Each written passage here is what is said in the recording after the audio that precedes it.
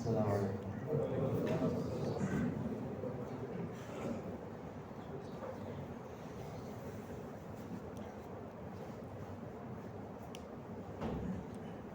الحمد لله رب العالمين والعاقبة للمتقين الصلاة والسلام على سيد الأنبياء والمرسلين وعلى آله وصحبه ومن اهتدى بهديه واستنى بسنته إلى يوم الدين.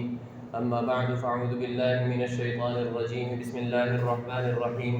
يا أيها الناس قد جاءتكم موعظة من ربكم وشفاء لما في الصدور وهدى ورحمة للمؤمنين. وقال رسول الله صلى الله عليه وسلم: إن في الجسد لمضغة إذا صلحت صلح الجسد كله وإذا فسدت فسد الجسد كله ألا وهي القلب أو كما قال رسول الله صلى الله عليه وسلم. بارك الله لنا ولكم في القرآن المجيد ونفعني وإياكم بالآيات والذكر الحكيم. أستغفر الله لي ولكم ولسائر المسلمين فاستغفروه إنه هو الغفور الرحيم. میرے محترم دوستو، بزرگوں اور عزیزو، اللہ رب العزت نے انسان کے جسم کے اندر ایک گوشت کا ٹکڑا ایسا رکھا ہے. آپ صلی اللہ علیہ وسلم نے فرمایا اگر وہ ٹھیک ہو گیا تو انسان کا پورا جسم ٹھیک ہو جائے گا، اور اگر اس میں بگاڑ آ گیا، اس میں فساد آ گیا تو انسان کا پورا جسم بگاڑ اور فساد کا شکار ہو جائے گا. بگاڑ اور فساد سے کیا مراد ہے؟ انسان کے جسم سے صادر ہونے والے اعمال. یہ آنکھ کیا دیکھ رہی ہے، زبان کیا بول رہی ہے، کان کیا سن رہے ہیں، ہاتھ کیا عمل کر رہے ہیں، پاؤں کس طرف چل کر جا رہے ہیں، دل میں کیا خیالات آ رہے ہیں، دماغ کیا سوچ رہا ہے، ان سب کا جو مدار ہے، ان سب کی جو بنیاد ہے، وہ جسم کے ایک حصے پر ہے. آپ نے فرمایا غور سے سنو، وہ انسان کا دل ہے. انسان کا دل کے اندر اگر زنگ لگ جائے گناہوں کی وجہ سے، دل زنگ آلود ہو جائے گناہوں کی وجہ سے، تو پھر یہ دل یہ بگاڑ کا شکار ہو جاتا ہے. پھر ایسے انسان کے جسم سے نکلنے والے اعمال فساد پر مبنی ہوتے ہیں. یہ اپنے لیے بھی مضر ہے، یہ اوروں کے لیے بھی مضر ہے. یہ اپنے لیے بھی مضر ہے، یہ اوروں کے لیے بھی مضر ہے. اور اگر یہ دل بن گیا، یہ دل ٹھیک ہو گیا، دل کی اصلاح ہو گئی، تو پھر یہ دل چونکہ جسم کا بادشاہ ہے، پھر یہ دل باقی اعضاء و جوارح کو اپنے قابو میں رکھے گا. پھر یہ ان سے نکلنے والے اعمال کو غلط سمت پر نہیں جانے دے گا. ان اعمال کی اصلاح ہوتی چلی جائے گی، وہ بھی درست ہوتے چلے. ان فی الجسد لمضغہ، جسم کے اندر گوشت پوست کا ایک ٹکڑا ہے. اذا صلحت صلح الجسد کلہ، اگر وہ ٹھیک ہو گیا سارا جسم ٹھیک ہو گیا. وَإِذَا فَسَدَتْ فَسَدَ الْجَسَدُ كُلُّهُ، اور اگر وہ خراب ہو گیا سارا جسم خراب ہو گیا. غور سے سنو، وہ دل ہے. دل ہے. آپ صلی اللہ علیہ وسلم کی بعثت کے مقاصد میں سے 4 مقصد قرآن نے بیان فرمائے. اس میں ایک مقصد تھا وَيُزَكِّيهِمْ، نبی علیہ الصلوۃ والسلام کی بعثت کے مقاصد میں سے ایک مقصد کہ آپ تزکیہ فرماتے ہیں. آپ تزکیہ فرماتے ہیں. تزکیہ کس کو کہتے ہیں؟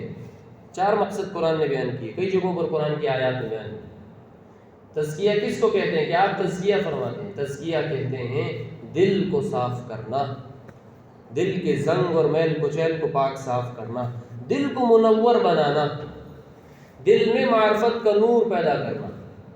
دل ٹھیک ہو جائے، دل درست ہو جائے. یہ آپ صلی اللہ علیہ وسلم کی بعثت کے 4 مقاصد میں سے ایک بڑا مقصد ہے. یعنی آپ کے نبوت کے جو فرائض منصبی ہیں، ایک نبی کے ذمے جو کام ہوتے ہیں، وہ جو کام کرتا ہے کوئی بھی نبی، اور بالخصوص جناب نبی کریم صلی اللہ علیہ وسلم نے آپ نے جو خدمت سر انجام دی، جو کام فرما کے گئے دنیا سے، اس میں 4 بڑے کام تھے. ایک کام تزکیہ نفس، دلوں کی پاکیزگی، دل کو پاک صاف کر دینا، یہ تھا. اس لیے کہا کہ جب دل ٹھیک ہو جائے گا تو جسم ٹھیک ہو جائے گا. آج کیا ہو رہا ہے؟ آج انسان اپنے سے باہر ہر چیز پر محنت کر رہا ہے، اپنے کو چھوڑ کر ہر چیز پر محنت کر رہا ہے. گارے مٹی پر محنت کر کے دنیا میں کتنی عالی شان عمارتیں بنا دی.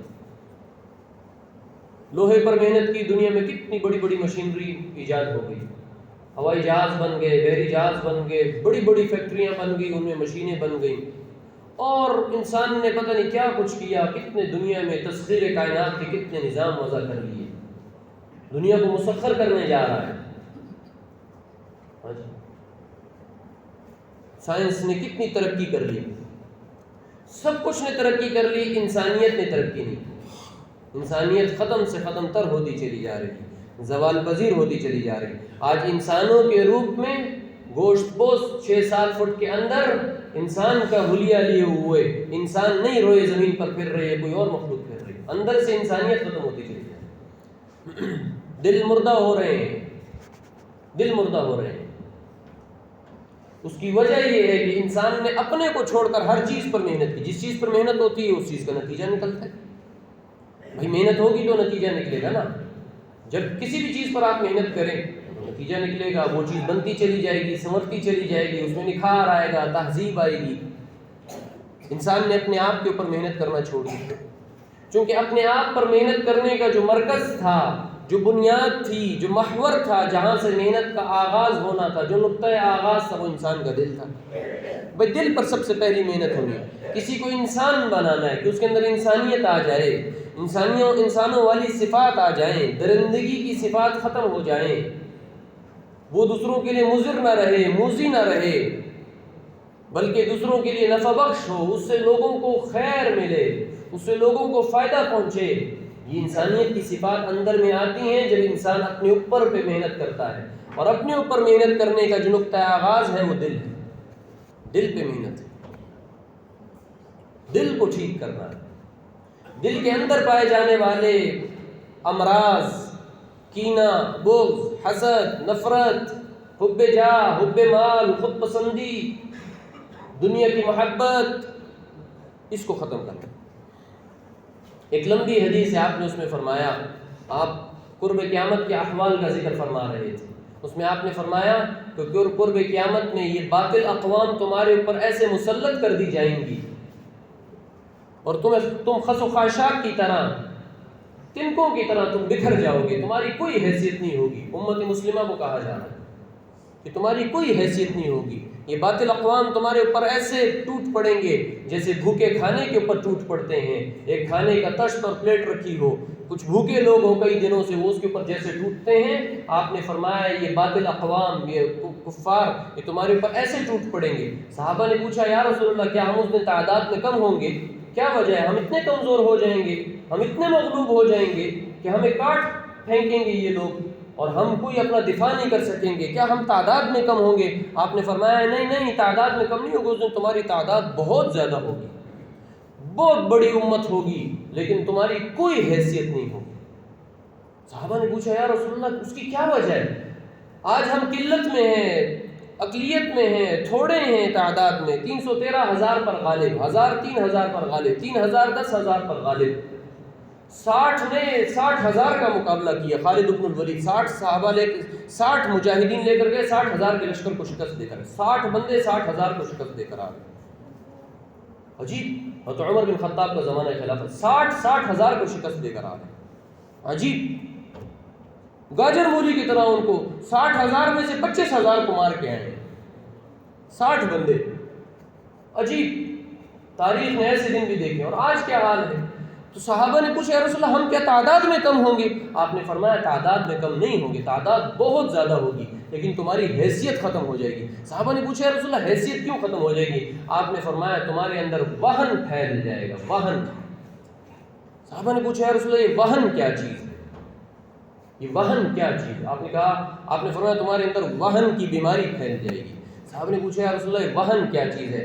آپ نے فرمایا وہن ہے تمہارے، وہن کا مطلب ہے دنیا کی محبت اور دلوں کا مردہ ہو جانا، دنیا کی محبت اور دلوں کا مردہ ہو، دل مردہ ہو جائیں گے، دل مر جائیں گے، دل مر جائیں گے، اور دنیا کی محبت تمہارے پر غالب آ جائے گی، دنیا کی لالچ، حرص تمہارے پر غالب آ جائے گی۔ آج دنیا کے لیے مسلمان بک رہا ہے، اپنا سب کچھ بیچ رہا ہے، اپنا دین بیچ رہا ہے، اپنا وطن بیچ رہا ہے، اپنا ایمان بیچ رہا ہے، اپنے بھائی کو بیچ رہا ہے، اپنے بھائی کو قتل کر رہا ہے، ایک 5 مرلے کے پلاٹ کے لیے بھائی بھائی کو مار رہا ہے، بیٹا باپ کو قتل کر رہا ہے جلدی میراث مل جائے، بیٹا باپ کے مرنے کی دعائیں کر رہا ہے جلدی جائے مجھے جائیداد ملے۔ دنیا کی محبت، دلوں کا مردہ ہونا۔ اس لیے میرے عزیز دوستو، جو میں نے بات عرض کی کہ سب سے پہلے جو نقطہ آغاز ہے انسانیت کی تعمیر اگر ہونی ہے، ایک معاشرہ وجود میں آنا ہے، تہذیب و تمدن اگر وجود میں آنی ہے، جہاں انسان بستے ہوں جس معاشرے میں، وہاں دلوں پر محنت سب سے پہلے ہے۔ آپ دیکھ لیجئے، آپ صلی اللہ علیہ وسلم کی بعثت دنیا کی ایسی قوم میں ہو رہی ہے جو دنیا کی سب سے جاہل ترین قوم سمجھی جاتی تھی۔ کھوپڑیوں میں شراب پینا، بچیوں کو زندہ درگور کرنا، چھوٹی چھوٹی بات پہ 120 سال حرب فجار ہوئی ہے، 120 سال جنگ چلی ہے دو قبیلوں میں، یثرب کے 2 قبیلوں میں 120 سال جنگ چلی ہے۔ کیا بات تھی؟ ایک قبیلے کی اونٹنی نے دوسرے قبیلے کے کسی باغ میں جا کر کچھ پتے چر لیے تھے، اس بات پہ جنگ شروع ہوئی ہے، 120 سال نسلیں ختم ہو گئی۔ اس طرح عرب جہالت کے اندر ڈوبے ہوئے تھے۔ آپ صلی اللہ علیہ وسلم نے ان پر محنت فرمائی۔ کیا محنت فرمائی ان پر؟ آپ صلی اللہ علیہ وسلم نے ان کے دلوں کو ٹھیک کیا، ان کے دل بنائے۔ وَيُزَكِّيهِمْ، نبی علیہ الصلوۃ والسلام نے ان کا تزکیہ کیا، دل ٹھیک کیے ان کے۔ جب دل ٹھیک ہو گئے، یہی لوگ دنیا کے حکمران بن گئے، یہی لوگ دنیا کے مقتدا بن گئے، امام بن گئے۔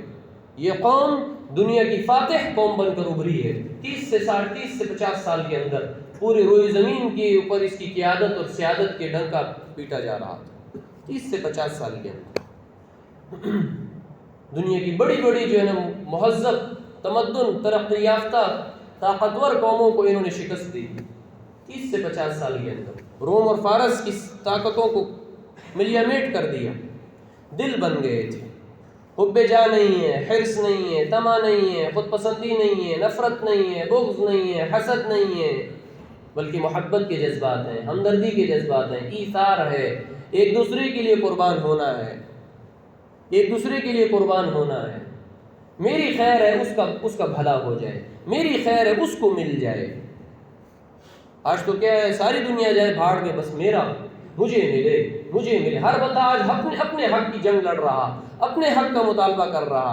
کبھی ہم نے یہ مظاہرہ اور نہیں دیکھا اس قسم کا کوئی پروٹیسٹ کہ کوئی کہہ رہا ہو بھائی دوسروں کو بھی حق دو، بھائی دوسروں کو بھی حق دو۔ ہر بندہ آج کیا آواز رکھتا، مجھے میرا حق دو۔ اس لیے میرے عزیز دوستو، یہ رمضان کا مبارک مہینہ، ہم ایک بات کی نیت کر لیں۔ یہ دل کیسے بنتا ہے؟ میں ایک بات عرض کروں، یہ دل کیسے بنتا ہے؟ یہ بہت تفصیل طلب موضوع ہے، اس پہ تو گھنٹوں بات ہو، یہ موضوع ختم نہ ہو۔ میں مختصراً بس اشاروں میں چند باتیں، یہ دل کیسے بنتا ہے، دل پہ محنت کیسے ہوگی، اس کے لیے چند چیزوں کا اپنانا ضروری ہے۔ سب سے پہلے تو اپنے آپ کو وقت دیں۔ آج بدقسمتی سے زندگی اتنی مصروف ہو گئی، انسان اپنے آپ کو وقت نہیں دے رہا، سب کچھ کو وقت دے رہا، اپنے آپ کو وقت نہیں دے رہا۔ اپنے لیے اس کے پاس وقت نہیں ہے کہ میں بن جاؤں، میں سنور جاؤں، میں ٹھیک ہو جاؤں۔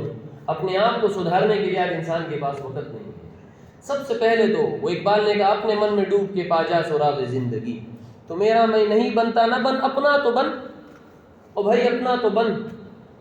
اپنے آپ میں ڈوب کے اپنا سراغ پائیں، اپنے آپ کو درست کرنے کی نیت کریں۔ سب سے پہلا جو کام کرنے کا ہے وہ دل کی درستگی ہوتی ہے، نیک ماحول میں، نیک لوگوں کی صحبت میں۔ صحابہ صحبت سے صحابی بنے ہیں۔ آپ صلی اللہ علیہ وسلم کی صحبت، معیت، ان کے ساتھ رہنے سے یہ مقام اور مرتبہ ملا۔ دلوں کی صفائی ہوئی، نیک لوگوں کی، اللہ کے نیک بندے، نیک مجالس، نیک ماحول، مسجد کا ماحول، اس میں وقت گزارنے کا عادی بنائیں اپنے آپ کو۔ اپنی روزانہ کی زندگی میں روزانہ تھوڑا وقت، اتنا آدھا گھنٹہ، 1 گھنٹہ، 15 منٹ، 20 منٹ کسی نیکی کے ماحول میں اپنے آپ کو بٹھانے کا، پابند کرنے کا عادی بنائیں۔ دل میں خود نیکی کی رغبت پیدا ہوگی، دل سے خود یہ جو باطنی امراض ہیں، یہ جو بیماریاں ہیں، یہ ایسا نکلنا شروع ہوں گی، اور جو صفات حمیدہ ہیں، جو اچھی صفات ہیں، وہ اندر میں ایسا اترنا شروع ہوں گی، یہ دل بنتا چلا جائے گا۔ دوسرا ہی بات، اس رمضان کی مناسبت سے ایک بات کی نیت تو ہم سارے ہی کر لیں کہ رمضان بالکل اپنے آخری ایام میں ہے، رمضان کو قرآن کے ساتھ بڑی مناسبت ہے، بڑی مناسبت ہے۔ ایک تو ہم ساری نیت کر لیں کہ ہم قرآن کے ساتھ تعلق جوڑیں گے، بھائی ساری نیت کرتے ہیں نا، ہم قرآن کے ساتھ اپنا تعلق جوڑیں گے، قرآن کو اپنی زندگی میں سب سے اہم مقام اور مرتبہ دیں گے، سب سے اہم جگہ قرآن کو دیں گے، قرآن کو اپنا دستور حیات بنائیں گے، قرآن کی تلاوت، قرآن کو سمجھنا، قرآن کو وقت دینا، روزانہ کی بنیاد پہ قرآن کی تلاوت، روزانہ کی بنیاد پہ تھوڑی ہو لیکن روز ہو، تھوڑا تھوڑا قرآن کا ترجمہ، قرآن کو سمجھنے کی ہم کوشش کریں۔ ایک کام، نیک ماحول، نیک صحبت، نیک لوگوں کے ساتھ اپنی نشست و برخاست کو بنانے کی کوشش کریں، دو کام۔ تیسرا کام، جناب نبی کریم صلی اللہ علیہ وسلم اور آپ کے صحابہ کی سیرت اور زندگی کو پڑھنا شروع کریں۔ کوئی بھی کتاب، کسی بھی عالم سے، معتمد عالم جس پر آپ کو اعتماد، ان سے پوچھیں میں سیرت کی کون سی کتاب کا مطالعہ، سارے ماشاءاللہ پڑھے لکھے، پڑھنا لکھنا جانتے ہیں۔ سیرت کو پڑھنا شروع کریں، آپ صلی اللہ علیہ وسلم کی زندگی کو ہم پڑھنا شروع کریں۔ بھائی جو ہمارے لیے اسوہ حسنہ ہے، اس کی زندگی کا اگر ہمیں علم نہیں ہوگا، ہمیں پتہ نہیں ان کی زندگی کیسے گزری، شب و روز کہاں گزرے، کس انداز میں گزرے، وہ کن صفات کے حامل اور پیکر تھے، انہوں نے محنت کیسے کی، انہوں نے لوگوں کا تزکیہ کیسے کیا، جب میرے علم میں یہ چیزیں نہیں ہوں گی تو عمل میں کیسے آئیں گی؟ پہلے علم آتا ہے پھر عمل آتا ہے، پہلے علم میں چیز آئے گی، پہلے معلومات میں چیز آئے گی، پھر وہ عمل میں آئے گی۔ جب ایک چیز کا علم ہی نہیں ہے تو اس میں عمل کیسے ہوگا؟ ہم اللہ کے نبی صلی اللہ علیہ وسلم اور آپ کے صحابہ رضوان اللہ علیہم اجمعین، ان کی زندگیوں کو پڑھنا شروع کریں، ان کی صفات کو پڑھنا شروع کریں۔ یہ تین کام ہم کر لیں، یہ تین کام ہم کر لیں۔ قرآن کے ساتھ اپنے تعلق کو جوڑیں، مضبوط کریں، جس درجے میں ہے اس سے اگلے درجے میں جانے کی کوشش، الحمدللہ سب کا ہے تعلق، اگلے درجے ہم روز بروز ترقی کر رہے ہیں۔ نیکی کا ماحول، نیک لوگوں کی صحبت، نیک ماحول کو اپنانے کی کوشش کریں، روزانہ تھوڑا تھوڑا وقت نیک ماحول میں گزارنے، اس کی سب سے بڑا مظہر وہ مسجد کا ماحول ہے، مسجد میں وقت دینے کی کوشش۔ اور تیسرا کام جو ہے وہ جناب نبی کریم صلی اللہ علیہ وسلم اور آپ کے صحابہ کی زندگی، ان کی سیرت، ان کی صفات کو، ان کے شمائل کو، ان کی مبارک ان ہستیوں کو پڑھنے کی کوشش کریں جو ہستیاں پیغام عالم دے کے چلی گئیں، جو ہستیاں دستور حیات ہمیں دے کے گئی ہیں، ان کو پڑھنا شروع کریں۔ یہ تین کام ہم کرنا شروع کریں، آپ یقین جانیں ایسی تاثیر اللہ دکھائیں گے، ایسی تاثیر میں دل بننا شروع ہو جائے گا، دل میں نیکی کی رغبت پیدا ہوگی، دل میں نیکی کے جذبات پیدا ہوں گے، ایثار اور ہمدردی کے جذبات پیدا ہوں گے، محبت کے جذبات پیدا ہوں گے، نفرت، حسد، کینہ، بغض، عداوت، حب جاہ، حب مال، خود پسندی، تکبر، عجب، یہ جذبات اور یہ باطنی امراض دل سے نکلنا شروع ہو جائے۔ اللہ تعالیٰ مجھے اور آپ کو دین کا صحیح فہم نصیب فرمائے، رمضان کے اس آخری عشرے میں اور آخری ایام میں ہم بھرپور نیت کریں، اللہ تعالیٰ ہم سب کو عمل کی توفیق عطا فرمائے۔